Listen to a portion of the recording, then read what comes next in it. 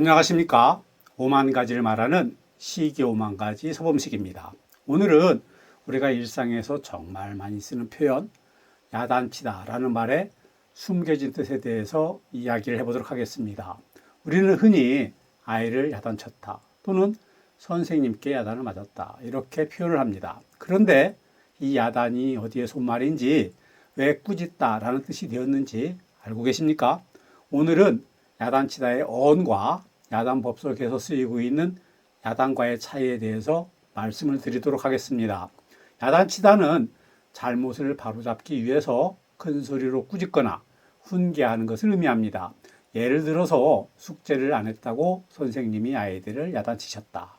또는 아버님께 크게 야단을 맞았다 라고 말을 할 때 쓰이는 조용한 훈계가 아니라 감정이 실리고 강한 어조가 포함이 되어 있는 표현인 것입니다.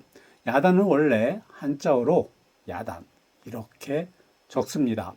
그리고 원래의 뜻은 문제를 일으킴, 말썽이 생김, 소동이 나다 라는 뜻을 가지고 있습니다. 야단은 일으키다 또는 끌어오다 라는 뜻을 가지고 있는 이끌 야자와 문제 또는 실말이라는 뜻을 가지고 있는 끝단자가 합해져서 만들어진 단어입니다.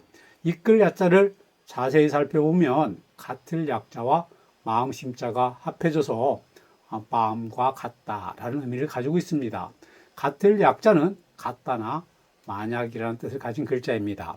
이 글자의 갑골문을 보면 단정히 앉아서 양손으로 머리를 빗는 여인의 모습이 그려져 있었습니다. 그래서 갑골문에서의 같을 약자는 온순하다나 순종하다라는 뜻으로 쓰였습니다. 자, 그래서 같을 약자와 마음 십자가 합해져서 만들어진 이끌 야자는 온순하고 순종하는 마음이라는 뜻을 가지고 있는 것입니다. 두 번째로 알아볼 글자는 끝단자입니다. 끝단자는 바르다 또는 단정하다 라는 뜻을 가진 글자입니다. 단자는 설립자와 처음 단자가 결합한 모습입니다.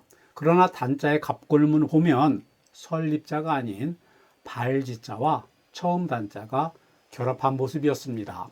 단자는 잡초의 뿌리와 이파리를 표현한 것으로 처음이라는 뜻을 가지고 있었습니다. 여기에 발을 뜻하는 지자가 더해진 끝단자는 이파리가 앞으로 곧게 뻗어 나가는 모습을 표현한 것입니다. 그래서 끝단자는 본래 바르다라는 뜻을 갖고 있었지만 처음 단자의 의미가 강하게 남아 있어서 시초나 끝이라는 뜻으로 더 많이 쓰이고 있습니다. 마지막으로 우리말 치다의 의미에 대해서 알아보도록 하겠습니다.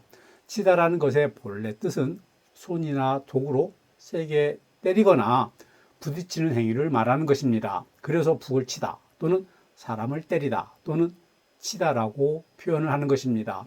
그러나 야단치다에서의 치다는 실제로 사람을 때린다라는 뜻이 아니라 말을 휘두르듯 강하게 해서 과거 또는 지금 하고 있는 행동을 더 이상 하지 못하게 한다는 의미를 가지고 있습니다. 자, 그럼 야단치다를 정리해서 말씀을 드리면 온순하고 순종하는 마음을 가지고 야, 올바른 길로 가도록 단, 큰 소리로 호되게 때리거나 꾸짖는다, 치다 라는 뜻이 되는 것입니다. 다르게 사용이 되는 야단이 있습니다. 법당이 좁아 많은 사람들을 수용할 수 없을 때 야외에 단을 마련해 부처님의 가르침을 전하는 자리를 야단법석이라고 이야기를 합니다.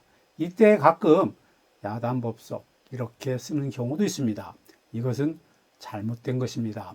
이때에는 들야자와 단단자를 써서 들에 마련된 단이라는 의미와 부처님의 말씀을 전하는 자리를 말하는 법석이 합해져서 야단법석이라고 써야 하는 것입니다. 구독자 여러분들은 아이들이 착하고 잘해서 야단칠 일이 없으시고 아내 말을 잘 들어서 야단을 맞는 사람이 되지 마시기 바랍니다. 오늘은 우리가 자주 쓰지만 그 의미를 잘 몰랐던 표현 야단치다에 대해서 알아보았습니다. 유익하고 재미가 있다고 생각하셨다면 좋아요와 구독을 부탁드립니다. 지금까지 시기 오만 가지 서범식이었습니다. 감사합니다.